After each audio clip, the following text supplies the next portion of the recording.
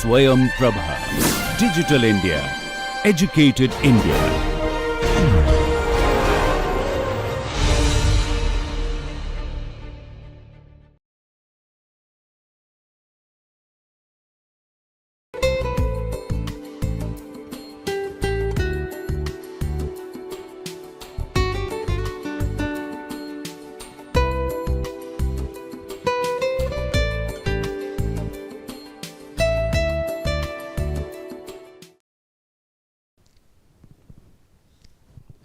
Hi everyone, welcome to this series of lecture on emotional intelligence. In this class we are going to discuss two important concepts that are vital for in the context of cross-cultural adaptability, adapting to different cultures. How do we perceive emotions in different cultures, in our own cultures, and how do we relate others in a specific cultures or a certain national cultures. We will also get to know how the perception and expression of emotions that varies from culture to culture, and we will also examine what are the implications, both behavioral, managerial and organizational implications in terms of our personal as well as professional effectiveness. So that is where we want to know how emotion varies, how the expression and experience of emotions varies from culture to culture, and how does it help us in the process of human survival and success. So to begin with the lecture on emotional intelligence and culture, the implications for cross-cultural adaptability. So let's begin with, are there any cultural differences in emotions? Do we find any differences in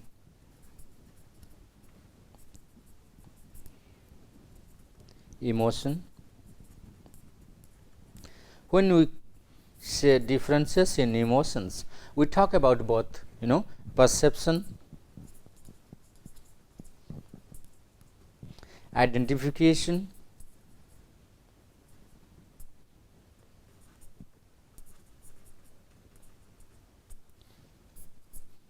regulation and management.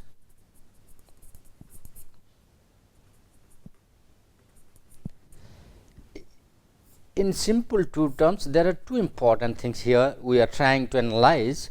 One is perception and another is expression. Rather, I would call it as experience and or perception and expressions. So when we examine these four dimensions, which directly pertains to the domain of understanding of emotional intelligence, as we all know that emotional intelligence is nothing but one's perception, regulations and management of one's emotions in self and others. So the central theme of the conceptualization, perception and management of human emotions remains within the purview of perception, identification, regulation and management. So let's see. So these are some of the cultural differences in emotions, what we call the antecedents. So what are those cultural differences that exist in frequencies or antecedents and that bring about an emotions? Say for example, suppose there is death of a close one in a family or in friend's family, or a friend has been separated, or a loved one has been separated from her family or his family. World news triggered sadness for Europeans and Americans more frequently than it did for Japanese. So something that is creating more sad for one cultural groups is little lesser sad for another group, say for examples between Europeans, Americans and Japanese. So this shows that how different cultural groups they experience the degree of the impact of emotional perception in their lifestyle. So let's examine some other areas. Say for examples, emotions are psychological phenomena that is based on our evolutionary processes.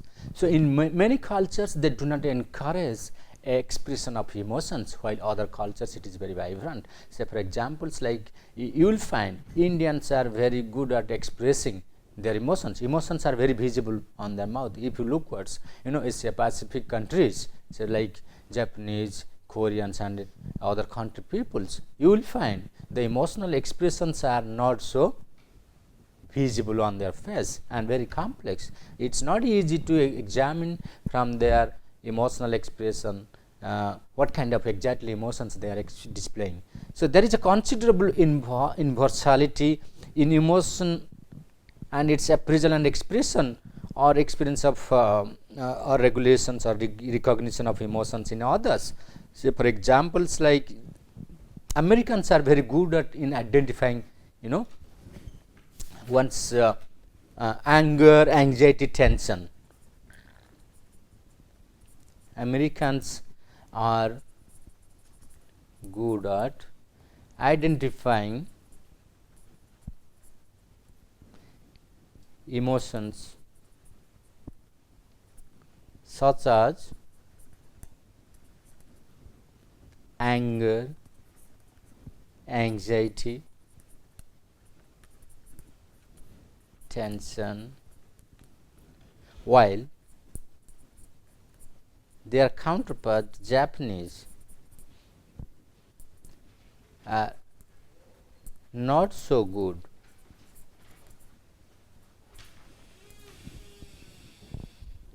So, therefore, because see Japanese, they belong to a collectivistic society, which does not encourage collective emotions to be individual expressed, while Americans are very individualistic. They always share democratic ethos, democratic expressions, like individualism is much more emphasized here. Their culture, their family lives, their socialization, their educations, they nurtures individuality. So, individuals are encouraged to express. So, therefore, they are very good at in their expressions, while Japanese or Thais or Koreans are not so, who are called so-called the Asian or East Asian, East or you can say South Asian, including India. So, these emotional universal processes allow humans to adapt, respond and cope with problems in their social lives. So, that is why we often also seen in Indian scenario, in Indian society, although India is a very multicultural country,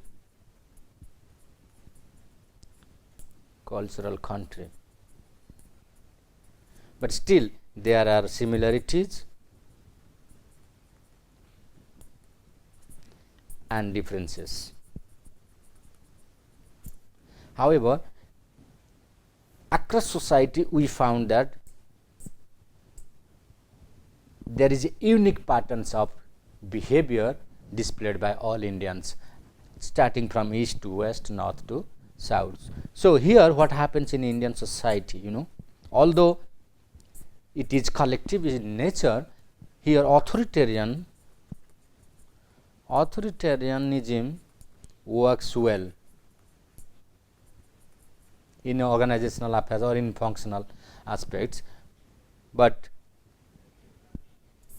in UK, US and Canada, we often see that there is democratic expressions, democratic principle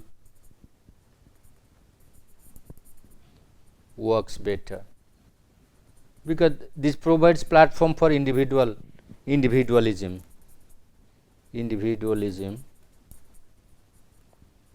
So, here individual sacrifice, emotional sacrifice is much more for emotional sacrifice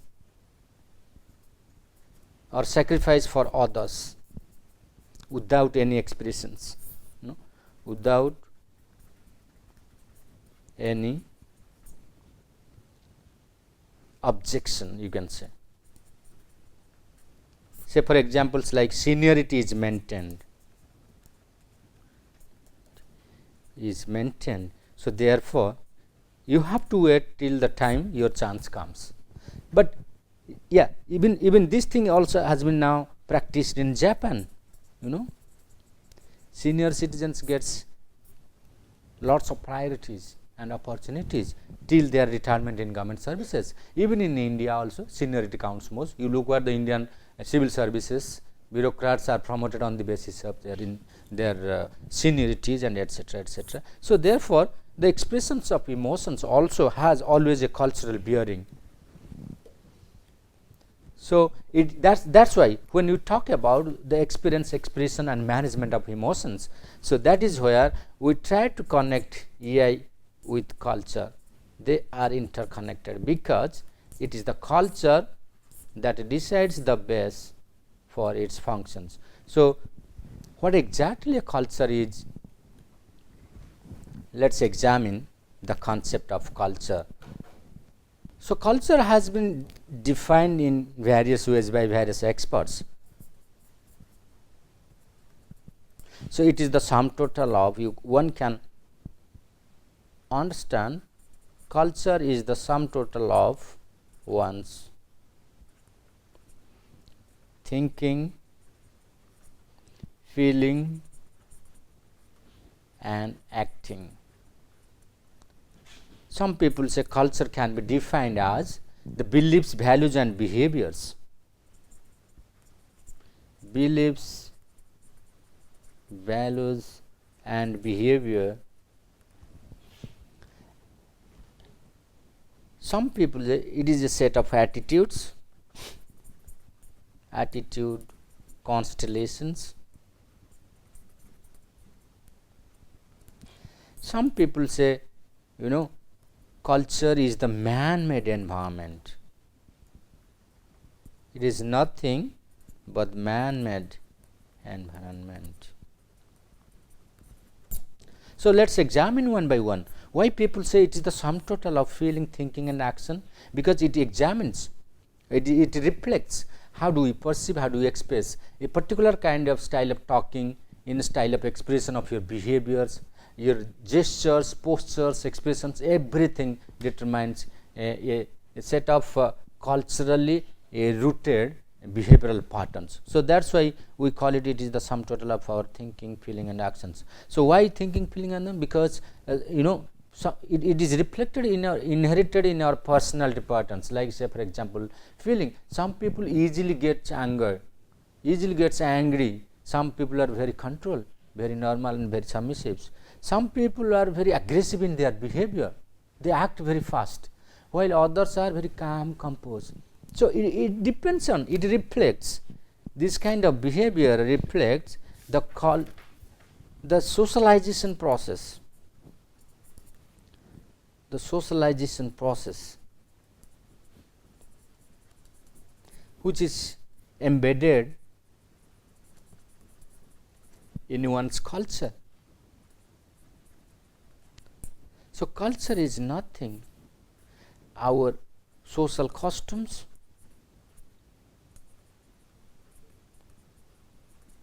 rituals, traditions, etc., etc. Celebrations, even social celebrations.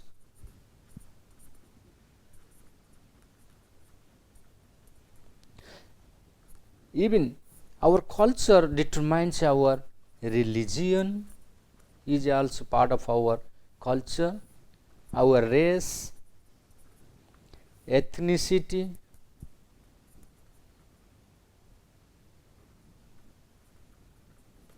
and another important is called what? Language. So these are nothing but what we call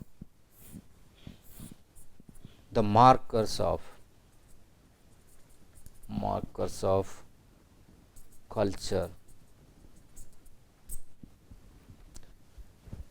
So let's examine one by one.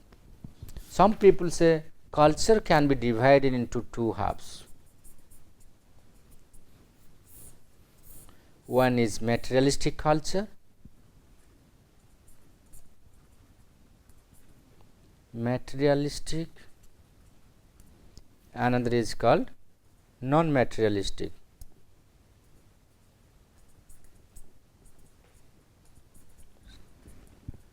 Right. So the non-materialistic is called societal.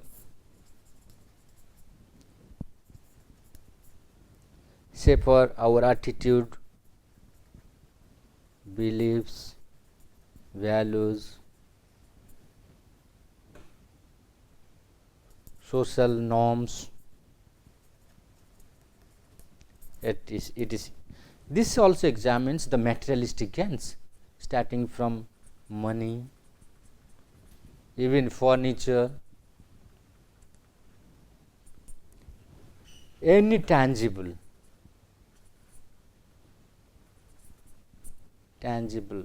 anything that is tangible. This is called the non-tangible.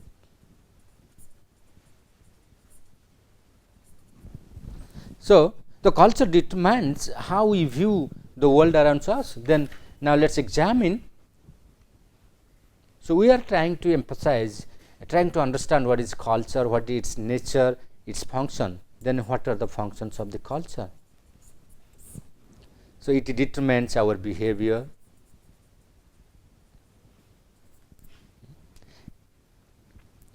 it determines our thought and actions, it facilitates our interactions, it conveys our intentions and motives. Culture also determines our views about the world.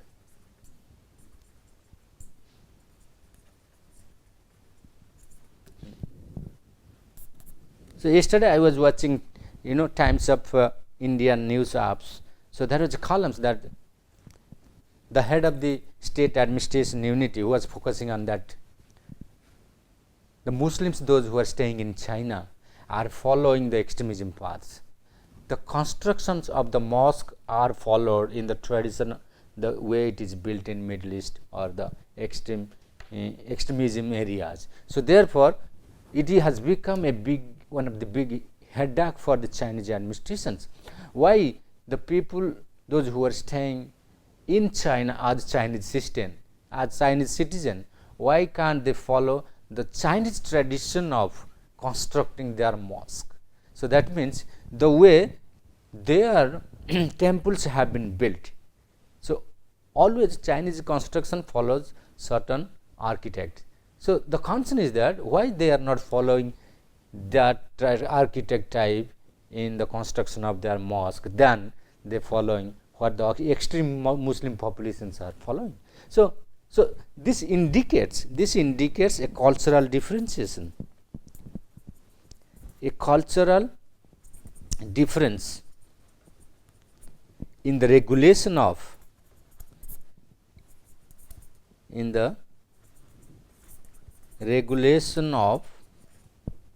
religion, in the tradition of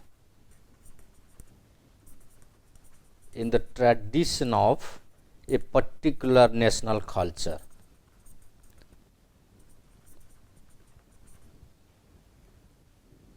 National culture. When you talk about national culture, a culture that regulates the behavior, the mentality, the intention of a particular nation. So that is what we call the particular national culture. So therefore, in a nutshell, we can say that culture controls our behavior, culture controls our thoughts, culture controls our interactions. Some people say it is nothing, culture is nothing but socially transmitted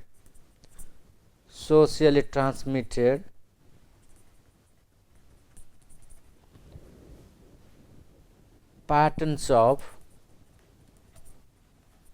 behavior from one generation to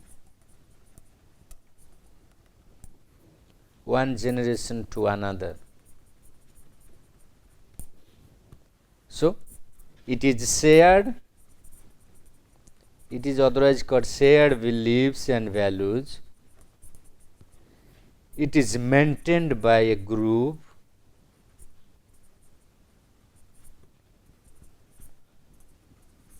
a large group we can say, and it is monitored by a society or upheld by society. When we discuss, we will get to know how it is happening. So, culture is not a single entity. It is not a single entity.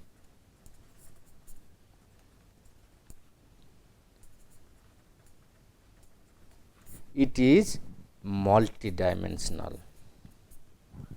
So, therefore, culture is multidimensional. So, let us discuss what are the multidimensional facets of culture. Some people say it is the totality of shared language, knowledge, material objects and behavior. The knowledge, language, values, customs and material objects that are passed from person to person, from one generation to the next in a human group or society is known as culture. So, if once you reflect why culture is important, you just now elaborated upon what are the various functions of culture. But however, tell me, when you are ready, actually it should be you would not make sense in that sentence. We are having this conversation in person, not over the internet. You should not be able to see how I would have to type that sentence. What? Oh my God, no. So, these are certain questions that pertains to the cultural gap, the cultural differences. Somebody is doing something, somebody is trying to maintain some privacy. What I am saying, you should not enter into my zone. So, how much flexible you are, whether you are a flexible person or a rigid person, that is also an indication of one's culture. So, the materialistic world always focuses on materialistic culture, such as the physical, the tangible, what you call, you can see, you can observe, you can interact like the member of a society to make or use or share anything. It can be raw material, technology, stuff, anything, any product. Non-materialistic culture are more complex and more important to understand and reflect upon, because these are abstract or intangible human creations of society that influence people's behavior. When you ask why do as a Hindu, why do you hate other religion peoples, the answer is very simple. I don't know, because my parents do, so that's why I do. So, that is how the complexity of human perception lies in our socialization process. Our parenting, our education, our training, all are what we call the custodian of one's culture. So, the most important in a non-materialistic culture is that how language influences our cultural behavior patterns in terms of expressing our beliefs, values, rules of behavior, family patterns and the whole political systems. Recently, we have witnessed what is happening in American elections. As we all know that America being the superpower in the world, it is controlling all over, all over it is getting Americanizations. Modernization nothing but Americanization. Westernization is nothing, only Americanization. You will find it nowadays you can very little experience any sort of things in terms of westernization, in terms of Europeanization, but most of the things are happening in terms of Americanization. Say for if you move towards the developing countries like Korea, Philippines, Thailand, Malaysia, Indonesia, everywhere Americanization is spreading all over. So, that is reflecting the supremacy of a particular culture spreading all across. So that's why culture represents our worldview. Recently, there are two very popular famous presidential speech or quotation always being delivered by the both of these parties. One is for Democrats, another is for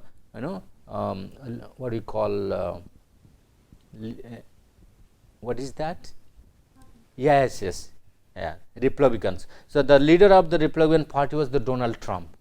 So the Donald Trump's slogan was, "Let's make America great again." So that is they think about the highness of American cultures. But on the other side, if you look at how Donald Trump has been downsizing the racial activities, the ethnicity, the questioning the one's ethnicity, the multiculturalism, the immigration issues. So which is against the American culture, because Americans happens to be the most multicultural entity on this earth, next to, one can say, next to Canada. So being the largest or the oldest democracy on the earth, so American believes in accommodating others, multiculturalism. So that's why Hillary Clinton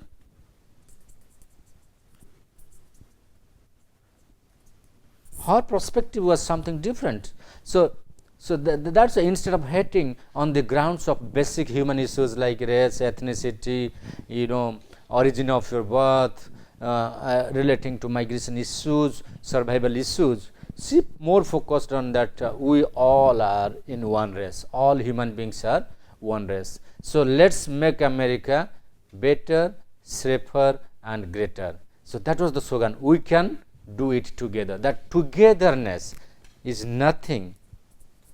Togetherness is nothing but it is creating a world of culture, a culture of one world,